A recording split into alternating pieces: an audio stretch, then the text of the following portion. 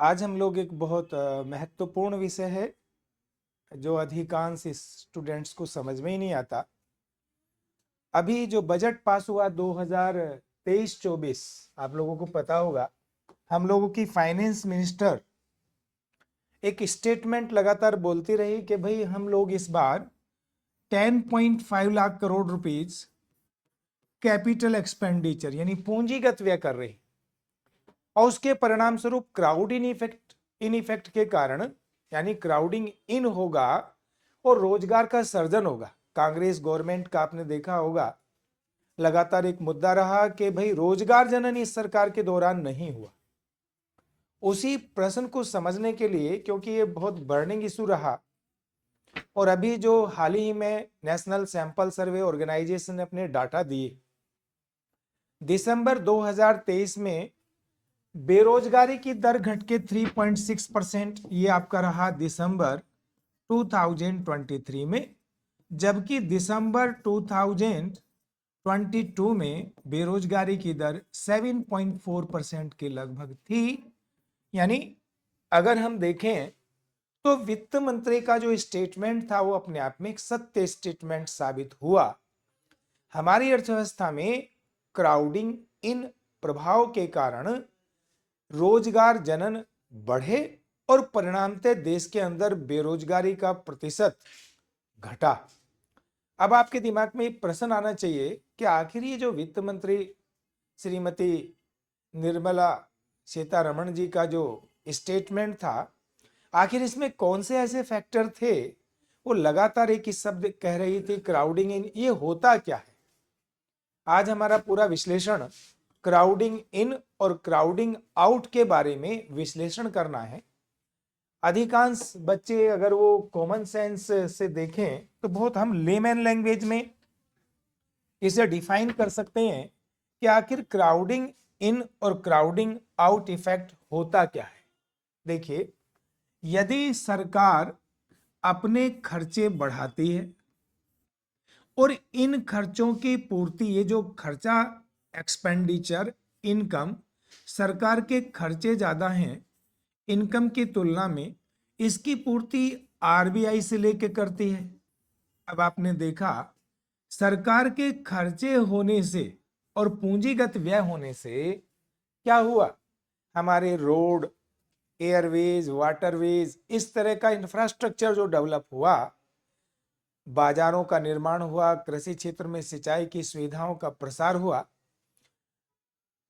खाद्य प्रसंस्करण उद्योगों के लिए अधोसंरचना का निर्माण हुआ, वो निजी क्षेत्र के व्यापारियों को मोटिवेट करती है कि भाई वो ज्यादा निवेश करें। यानी इस खर्चे से हमारे यहां एक लाभ की संभावनाएं बढ़ी, एक पॉइंट।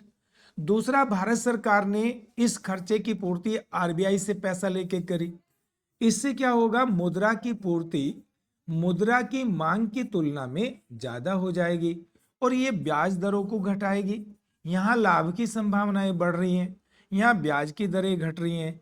ये दोनों प्रवृत्ति कुछ ऐसा करेंगी कि जो निजी क्षेत्र का प्राइवेट इन्वेस्टमेंट है वो बढ़ेगा। इस बात को हम क्या बोलते हैं, क्राउडिंग इन इफेक्ट, क्राउडिंग इन प्रभाव। ये आपको समझना चाहिए। इसे हिंदी में भी यही शब्द यूज होता है, क्राउडिंग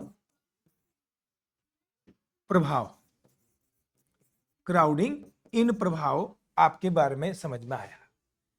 इसी तरह से क्राउडिंग आउट कब होता है, यदि सरकार ने राजस्व व्यय ज्यादा बढ़ाए और इन खर्चों की पूर्ति के लिए बाजार से ऋण उठाया।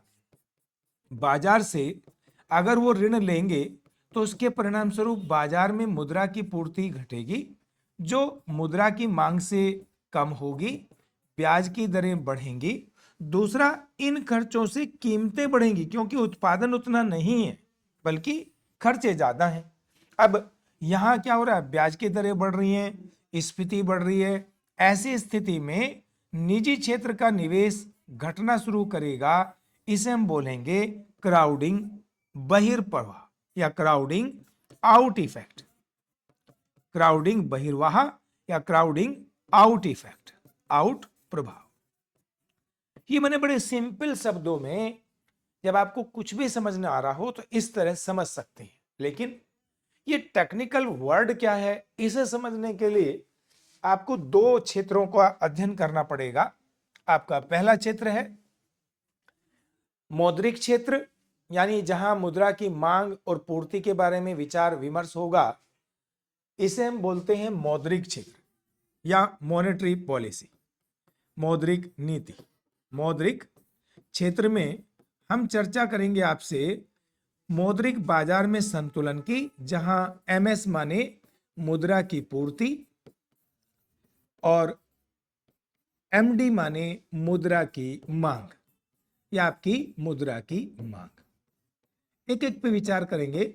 दूसरा क्षेत्र में राजस्व क्षेत्र या राजकोषीय क्षेत्र, जिसे हम राजकोषीय नीति भी बोलते हैं। राजकोषीय क्षेत्र में हम सरकार के व्यय या लोक व्यय और आय या लोक आय की चर्चा करेंगे और इसके प्रभाव का विश्लेषण करेंगे। व्यय निवेश के रूप में भी हो सकता है या सीधा सरकार खर्चा कर दे, उन पर हमारी चर्चा होगी। एक एक बिंदु पे विचार करते हैं। सर्वप्रथम आप देखिए मौद्रिक क्षेत्र में। मौद्रिक क्षेत्र में मुद्रा की मांग पहला मुद्दा होता है। ये जो मुद्रा की मांग है वास्तव में दो चरों पर निर्भर करेगी। ये हम इकोनॉमिक्स में एक टेक्निकल वर्ड यूज कर लेते हैं। वो वर्ड क्या है जी? मुद्रा की मांग किस पर निर्भर करती है उसे हम सिंपल भाषा में फलन, एफ फंक्शन, यानी ब्याज की दर और आय के स्तर पर निर्भर करती है। जहां एमडी आपका मुद्रा की मांग, एफ फलन है जिन फैक्टर पर निर्भर करेगी, आर ब्याज की दर है, वाई आय का स्तर है। हमारे देश में मुद्रा की मांग निर्भर करती है किसी भी देश में ब्याज की दर। अब आप जरा एक पॉइंट देखिए, अगर हम एक लेवल ऑफ इनकम ले लें, ये कोई level of income suppose Y है और ये 100 पड़ता है, 1000 रुपए की आय है व्यक्ति की, और यहाँ पे हम ब्याज की दर ले लें और यहाँ पर मुद्रा की मांग ले लें, यानी अगर जीरो से इधर बढ़ेंगे तो मुद्रा की मांग बढ़ेगी, ऊपर की तरफ मूवमेंट करेंगे तो ब्याज की दरें बढ़ेंगी। पॉइंट आपको समझ में आया है ना? कोई कंफ्यूजन हो तो आप पूछ सकते हैं इसके बारे में, और उसके लिए आप हमारा यूट्यूब चैनल सब्सक्राइब कर सकते हैं, क्योंकि आने वाले दिनों में हम बहुत सारा करंट इकोनॉमी बजट आने वाला है, फरवरी में इकोनॉमिक सर्वे आने वाला है, और यूपीएससी की परीक्षा है आपका मई 2024 में। उन सब बिंदुओं को ध्यान में रखते हुए थ्योरी उसकी क्या है, प्रैक्टिकल क्या है, बजट किस तरह का होगा, क्या उसमें चेंजेज होंगे, यूपीएससी में कौन कौन से संभावित क्वेश्चंस हो सकते हैं भारतीय अर्थव्यवस्था से, तो आपको बहुत कुछ ऐसा मिलने वाला है जो आपका भविष्य संवारने वाला है। इस तरह की वीडियो को आप बिल्कुल भी नजरअंदाज ना करें। अगर आप एक सीरियस कैंडिडेट हैं यूपीएससी के, मेरा अपना 25 सालों का अनुभव है यूपीएससी को पढ़ाने का, इसलिए मैं उन चीजों को एक आम आदमी, एक गरीब बच्चा जो केरल के गांव में बैठा है, क्योंकि मैंने श्रीनगर से कन्याकुमारी तक हर जगह संस्थानों में पढ़ाया है, केरल, तमिलनाडु, आंध्रा, कर्नाटका, नॉर्थ ईस्ट में आपका मिजोरम, मेघालय, मणिपुर, अरुणाचल प्रदेश, सब बच्चे मैंने देखे। इधर गुजरात, जे&के, ये आपका हिमाचल प्रदेश, एचपी यूनिवर्सिटी, सब जगह मैंने क्लास लिया है, तो मुझे पता है बच्चों का लेवल ऑफ नॉलेज क्या है, उन्हें किस तरह की रिक्वायरमेंट है।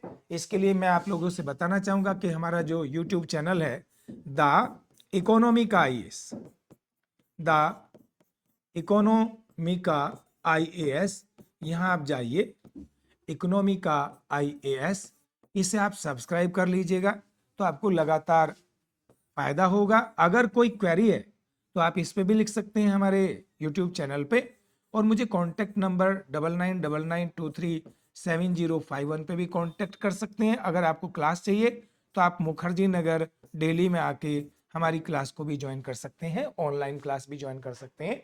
ये आपकी इंफॉर्मेशन के लिए। अब मैं अपने मुद्दे पे आता हूं जो मुझे आज स्पष्ट करना। आपने देखा कि अगर ब्याज की दरें ज्यादा हैं, सपोज हमने ये माना ये ब्याज की दर है RH, high rate of interest है, मुद्रा की मांग केवल कितनी हुई, MD, इतनी सी मुद्रा की मांग हुई। और यदि ब्याज की दर थोड़ा कम हुई, आपकी मुद्रा ब्याज की दर घटकर लोअर हो गई, तो मुद्रा की मांग थोड़ा बढ़ी। एक निम्न ब्याज दर पर, जैसा कि हम यहाँ पे देखते हैं, अगर लोएस्ट ब्याज रेट हो ORLO, तो मुद्रा की मांग यहां पर आपकी अनंत की तरफ दिखाई देगी, इनफाइनाइट हो जाएगी। ये एक अलग कंसेप्ट है, यहां भी यूपीएससी में प्री जनरल स्टडी में क्वेश्चंस आए हैं, तो ये हम बाद में चर्चा करेंगे। आप अभी जो मेरा मुद्दा है वो समझिए।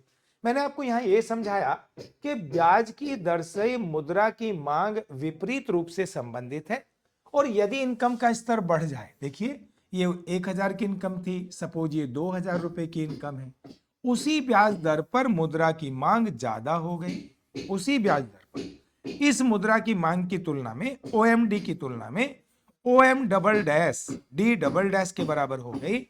यानी मुद्रा की मांग ब्याज दर से विपरीत रूप से संबंधित है, जबकि वही मुद्रा की मांग आय के स्तर से प्रत्यक्ष रूप से संबंधित है। वो बहुत छोटे से एग्जाम्पल से समझिए। एक रिक्शा पुलर अपनी जेब में 50-100 रुपए रखेगा। एक बहुत धनी आदमी, अगर मुकेश अंबानी, अनिल अंबानी, उनके तो करोड़ों के आपके कार्ड लिए घूमेंगे, उससे भी ज्यादा वैल्यूएबल क्या है, उनके साथ उनके पीए वगैरह बहुत सारा पैसा जो चेक के थ्रू, अन्य मीन के थ्रू ट्रांसफर हो सकता है, हर समय रखते हैं। यानी उनकी मुद्रा की मांग उनके आय के स्तर के अकॉर्डिंग ज्यादा होगी, और एक गरीब व्यक्ति की मुद्रा की मांग उनकी आय के स्तर के अनुरूप कम होगी। ये पॉइंट मैंने इस बिंदु से समझाया। अब आपको समझना है कि आखिर मुद्रा की पूर्ति क्या होती है।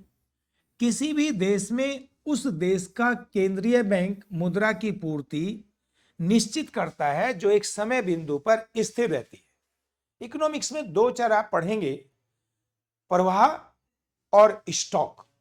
जब हम किसी समय बिंदु पर किसी चर की गणना करते हैं, तो वास्तव में वो एक स्टॉक वेरिएबल होगा, और जब हम किसी समय बिंदु पर चर्चा ना करके समय के बीच में किसी का अध्ययन करते हैं, तो वो फ्लो वेरिएबल होगा। अब आपको समझ में आया कि आरबीआई भारत का केंद्रीय बैंक है, और उसने मुद्रा की पूर्ति OMS डिटरमाइन कर दी किसी टाइम पीरियड पर, ये मुद्रा की पूर्ति होगी। अगर आरबीआई मुद्रा की पूर्ति बढ़ाता है, तो मुद्रा की पूर्ति MS से बढ़कर MS- पर चली जाएगी। ये पूर्ति में बढ़ोतरी करी। ये क्या किया, आरबीआई ने मुद्रा की पूर्ति बढ़ाई। कहां बढ़ी, मार्केट के अंदर, बाजार के अंदर। अगर उसे घटाना चाहता है, तो मुद्रा की पूर्ति MS डबल डैश, यहां पर क्या होगा, मुद्रा की पूर्ति घटी, की पूर्ति घटी। ये आपने दो शब्द समझे कि मुद्रा की मांग क्या है, मुद्रा की पूर्ति क्या है। अब मुद्रा बाजार में संतुलन कहां होगा, ये थोड़ा सा और समझिए, तो आपको और ज्ञान में वृद्धि होगी।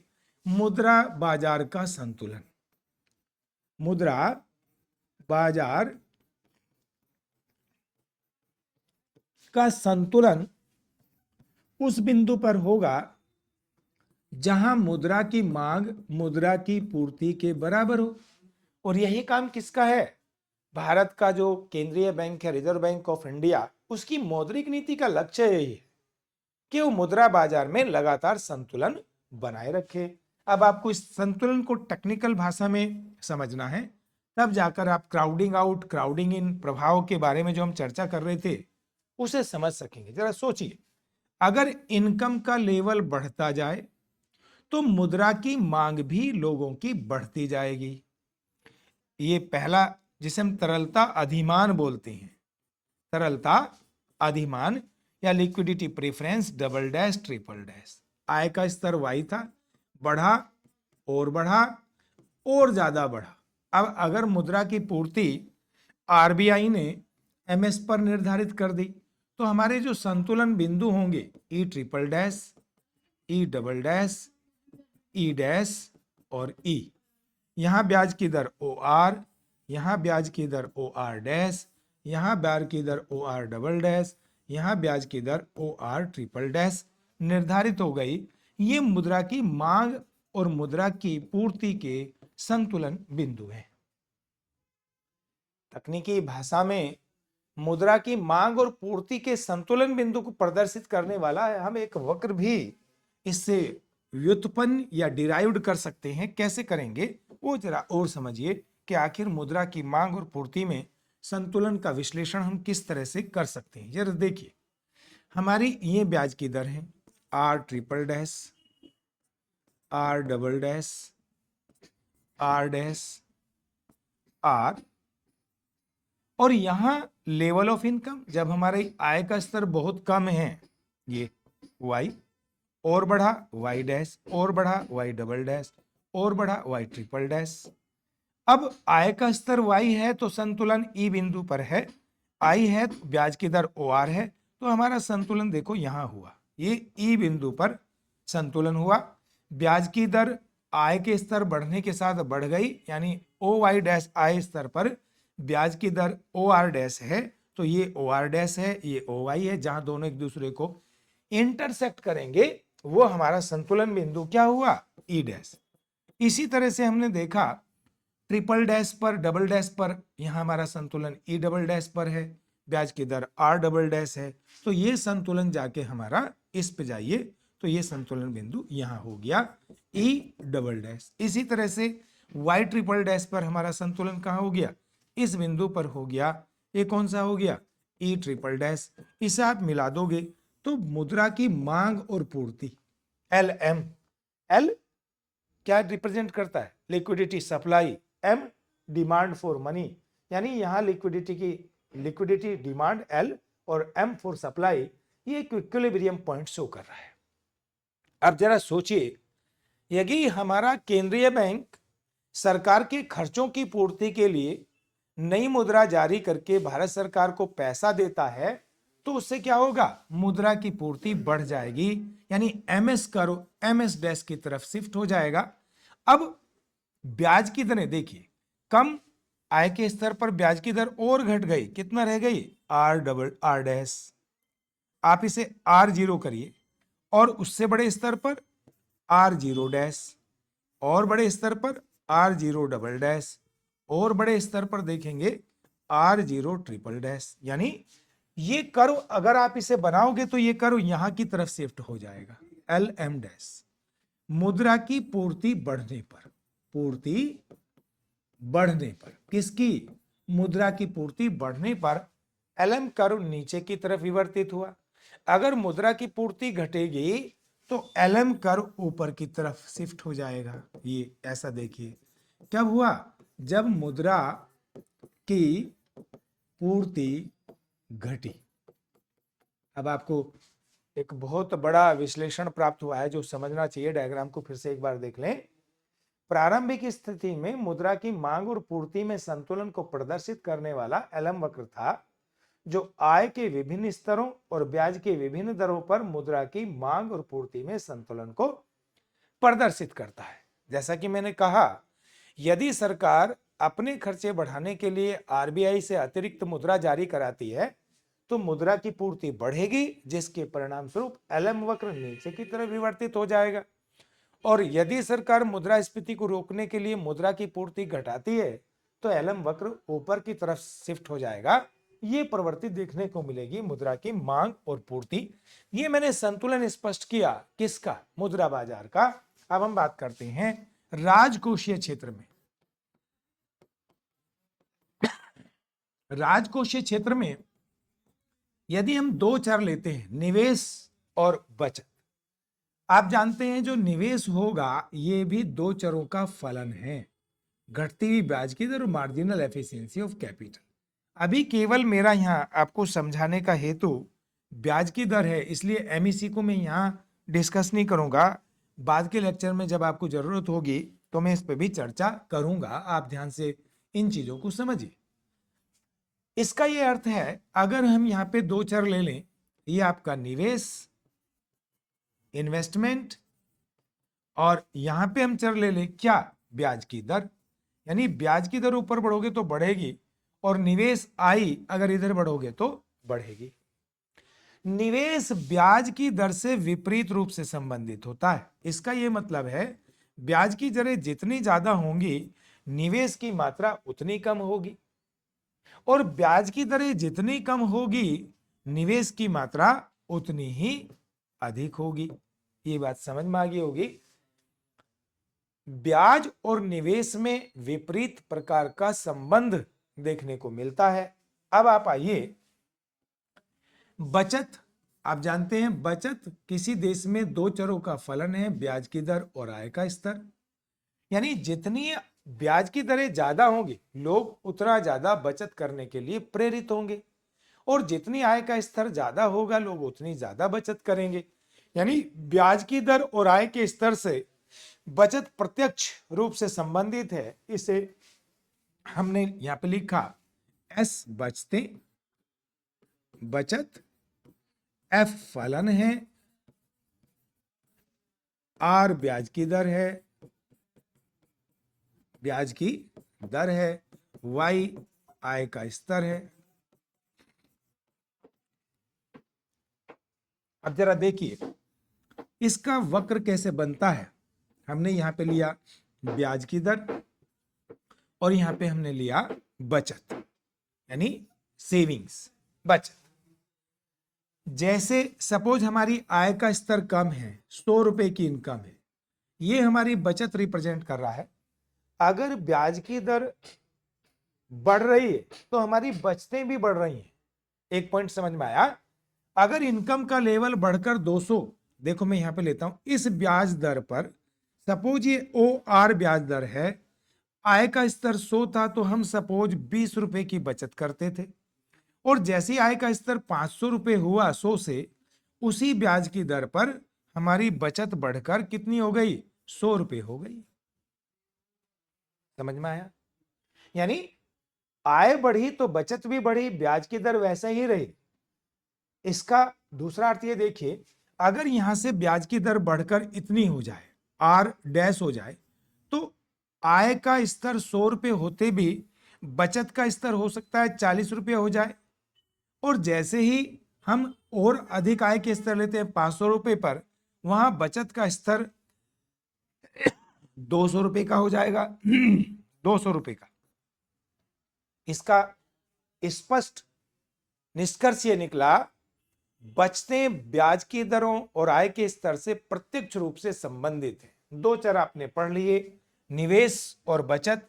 अब इनके पारस्परिक संतुलन, यानी बचत और निवेश में किस बिंदु पर संतुलन होगा, उसके द्वारा आय का स्तर क्या होगा, ब्याज की दरें क्या होंगी, इसे जानने के लिए इस कर्व को हम एकीकृत रूप से विचार करते हैं। सपोज ये हमारा निवेश का स्तर है, ये हमारी ब्याज की दरें हैं, है ना, और ये हमारा क्या है जी, बचत का स्तर है, सेविंग्स है। इनकम हमारी वाई, सपोज 100 रुपए की है, बचत हमारी एस है। इनकम बढ़कर हमारी 200 रुपए की हो गई, बचत हमारी एस डैश हुई। इनकम बढ़कर हमारी 300 रुपए हुई, बचत हमारी एस डबल डैश हुई। ऐसी स्थिति में आप विचार कर सकते हैं और आपको ये चीजें समझ में भी आएंगी और समझना भी चाहिए। ये कितना हुआ, एस डबल डैश। संतुलन ई बिंदु, ई डैश बिंदु, ई डबल डैश। यहां से ब्याज की दरें R, R dash, R double dash. बहुत क्लियरिटी के साथ आपको ये समझ में आ रहा होगा कि बचत और निवेश में विभिन्न ब्याज दरों पर विभिन्न आय के स्तर पर संतुलन ई डैश, ई डबल डैश बिंदु पर है। और यदि हम इस बचत निवेश वक्र की प्राप्ति कर लें तो हमें राजकोषीय नीति के संतुलन का पता चलेगा। अब जरा देखिए, ब्याज की दर आर थी, ब्याज की दर आर डैश थी, ब्याज की दर आर डबल डैश थी। आय का स्तर इसमें हमारा कम था, वाई। अगर y आय का स्तर है तो संतुलन हमारा इस बिंदु E पर है। अगर हमारा आय का स्तर 200 रुपए हो गया, ये 100 थी, ये y का स्तर 200 हुआ, तो संतुलन हमारा निम्न ब्याज दर R डैश के, इसका इसे ऊपर ले जाइए, इसे इधर लाइए, तो लगभग ये यहाँ मिलेगा, ये हमारा E डैश संतुलन। इसी तरह y का स्तर हमारा 300 रुपया हुआ और हमारा संतुलन R ट्रिपल डैश पर आ गया, और ये यहां पर आ गया ई डबल डैश। तो ये हमारा इन्वेस्टमेंट सेविंग कर्व है, जो ब्याज के विभिन्न स्तरों, आय के विभिन्न स्तरों पर बचत और निवेश में समानता का विश्लेषण करता है। बात क्लियर हुई? बचत निवेश वक्र उन बिंदुओं का बिंदुपथ है जहां विभिन्न आय स्तर, विभिन्न ब्याज की दरों पर बचत और निवेश आपस में बराबर है। ये पॉइंट एकदम क्लियर होना चाहिए। ये राजकोषीय संतुलन को, और जो पहला हमने अभी आपसे डिस्कस किया मौद्रिक संतुलन को, मौद्रिक संतुलन को कौन सा करता है? ये देखिए, मौद्रिक संतुलन की हमने बात कर ली। इसके बाद हमने किसकी बात करी जी? आपका राजकोषीय संतुलन की हमने बात कर ली। राजकोषीय संतुलन की हमने, देखिए राजकोषीय संतुलन आपके सामने दिखाई देगा, है ना, वो भी दिखाई देगा।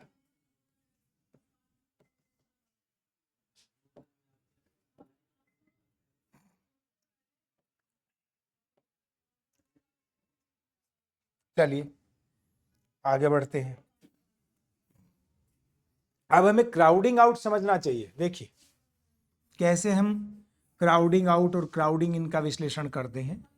ये हमारा इन्वेस्टमेंट सेविंग कर्व है, ये हमारा मुद्रा की मांग और पूर्ति संतुलन है। जहां राजकोषीय और मौद्रिक नीति संतुलन में है वो ई बिंदु है। संतुलन कहाँ है? जहां एलएम यानी मुद्रा की मांग और पूर्ति बराबर है, बचत और निवेश वक्र यानी बचत और निवेश जहां बराबर है, वहां हमारा अर्थव्यवस्था में क्या होगा जी? संतुलन होगा। जैसा कि रेखा चित्र में दिखाई दे रहा है, ये संतुलन आपका ई बिंदु पर है, जहां ओ आर ब्याज की दर निर्धारित हुई और राष्ट्रीय आय का स्तर OY निर्धारित हुआ। अभी 2023-24, अब हम डाटाओं के बेस पे आपसे एक्सप्लेनेशन दे रहे हैं। ये जो 2023-24 का वित्तीय वर्ष आया, हमारी सीतारमण जो वित्त मंत्री महोदया हैं, उन्होंने क्या कहा? हमारी वित्त मंत्री महोदया ने कहा कि इस बजट में भारत सरकार ने 10.5 लाख करोड़ रुपए का पूंजीगत व्यय करने का निर्णय लिया। कैपिटल एक्सपेंडिचर, पूंजीगत व्यय।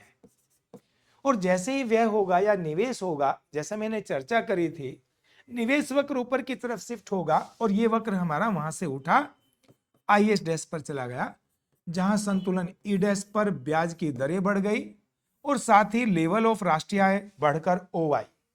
इकोनॉमिक्स में आपको ये बात ध्यान रखनी चाहिए, हमारा जो आय है सिनोनिमस है किसके? एम्प्लॉयमेंट के, रोजगार के और आउटपुट के। यानी आय बढ़ेगी तो रोजगार भी बढ़ेगा और उत्पादन भी बढ़ेगा। एक पॉइंट समझ में आ गया? इससे क्या हुआ? ब्याज की दरें बढ़ी, आय का स्तर बढ़ गया। सरकार ने ये जो खर्चे किए, ये जो निवेश बढ़ाया, पूंजीगत व्यय किया, आप कह सकते हैं 10.5 लाख करोड़ रुपए का जो भारत सरकार ने खर्चा किया, यदि सरकार इस पैसे की भरपाई RBI से करती है, RBI से नई मुद्रा ले लेती है, तो इसका इकोनॉमी पे क्या इफेक्ट होगा ये भी आपको समझना पड़ेगा। क्योंकि यहाँ थोड़ा डायग्राम मुझे नीट एंड क्लीन चाहिए, तो मैं थोड़ा सा इसे क्लियर करके दिखाता हूं कि किस तरह का इसका इफेक्ट इकोनॉमी पे जाएगा। जरा ध्यान से देखिए, जैसे ही सरकार ने RBI से पैसा लिया तो मार्केट में मुद्रा की पूर्ति बढ़ी, और मैंने अभी चर्चा करी थी, मुद्रा की पूर्ति बढ़ने पर मुद्रा का मांग और पूर्ति संतुलन वक्र नीचे की तरफ विवर्तित होकर LM डैश पर चला गया।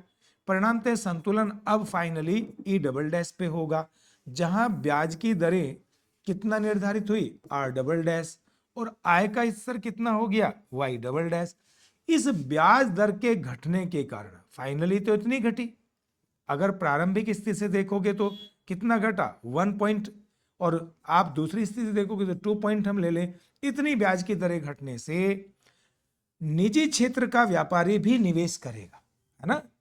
ब्याज दर घटने से, अभी जो मैंने एक्सप्लेनेशन दिया, सरकारी खर्चे बढ़े, मुद्रा पूर्ति बढ़ी, मुद्रा पूर्ति बढ़ने से ब्याज की दरें घटी, और निजी निवेश बढ़ने से क्या?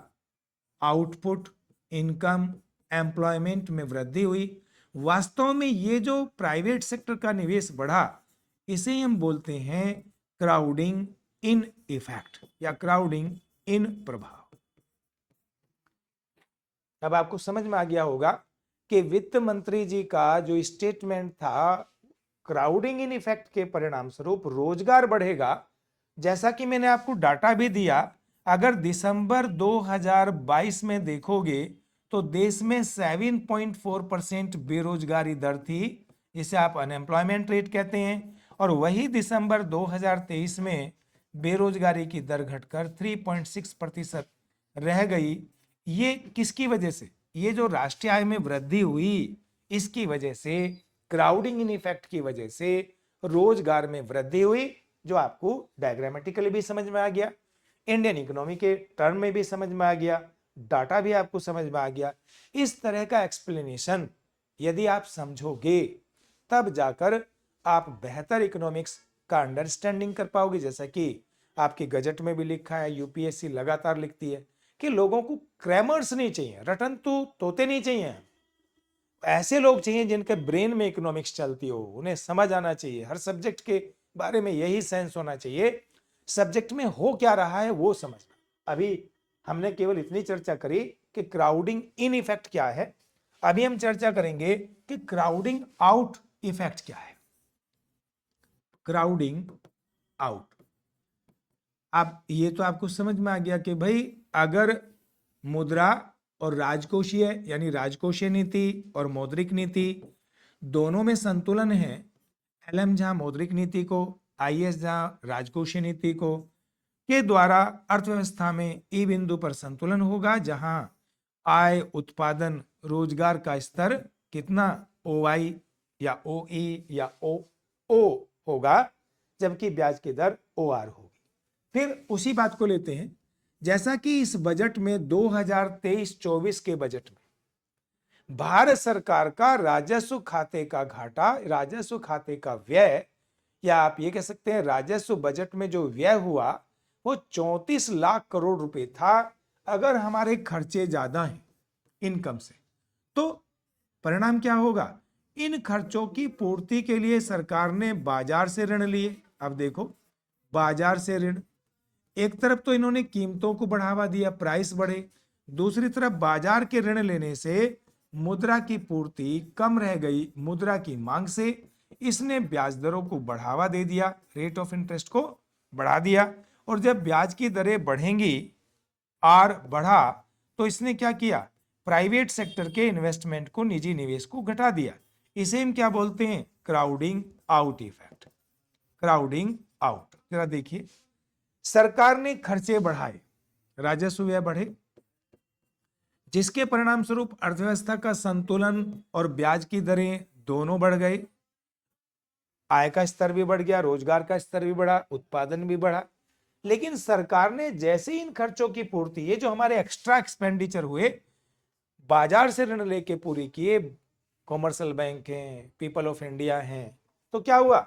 मार्केट में मुद्रा की पूर्ति घट गई, और जैसे ही मुद्रा की पूर्ति घटी, संतुलन हमारा ई डैश से उठकर ई डबल डैश, जहां ब्याज की दरें ओ आर डबल डैश, इतनी अतिरिक्त ब्याज की दरों के कारण हमारी प्राइवेट निवेश घटा, और उसने रोजगार के, आय के सभी स्तरों को घटाकर ओ वाई की जगह ओ वाई डबल डैश कर दिया। वास्तव में ये जो कमी हुई, इसे ही हम क्राउडिंग आउट प्रभाव भी बोलते हैं। अब आपको समझ में आया कि क्राउडिंग आउट और क्राउडिंग इन इफेक्ट क्या है। स्टूडेंट्स, कल हम लोग इसी तरह का एक नया मुद्दा लेके आपके साथ उपस्थित होंगे, जिसका नाम है बाजार स्थिरीकरण प्रक्रिया, मार्केट स्टेबलाइजेशन सिस्टम। इसे कल हम डिस्कस करेंगे। ये भी बड़ा टेक्निकल इशू है, और इस टेक्निकल इशूज जो आप कंफ्यूज करते हो, UPSC, civil service, pre exam, mains exam, interview में, उस तरह की त्रुटियां आप ना करें। हमारा हर प्रकार का स्टूडेंट भारत के किसी भी कोने में बैठा हुआ है, वो इस तरह की मदद ले, इसी भावना से प्रेरित होकर हम लोग काम कर रहे हैं। आप लोगों अगर पसंद करें तो उसे लाइक करिएगा। Thank you.